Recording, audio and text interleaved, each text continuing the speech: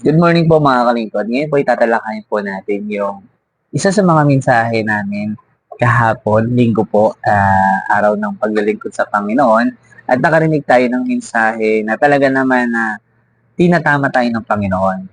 Na marami po kasing tao ngayon na gumagawa ng mabuti para daw po maligtas. Pero ang sabi ng Panginoon at sa kanyang salita, gumagawa tayo ng mabuti kasi tayo po ay ligtas na.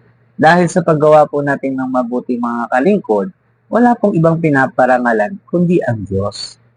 Marami pong tao ngayon na gumagawa ng mabuti, pero ang tinataas nila yung sarili nila. Di ba? Wala namang masama sa paggawa ng mabuti. Pero kung ang paggawa mo ng mabuti ay yung sarili mo yung naitataas, medyo hindi po maganda. 'Di ba? Kasi kung paggawa natin ng mabuti na tunay na nakakalugod sa Panginoon, ang Panginoong Diyos po yung nalulugod natin at siya po yung napaparangalan natin at sinasabi natin na kaya kami gumagawa ng mabuti dahil sa Panginoon. Yun po yung pinakatamang paggawa ng mabuti sa kapwa at walang ibang napaparangalan kundi ang ating Panginoon.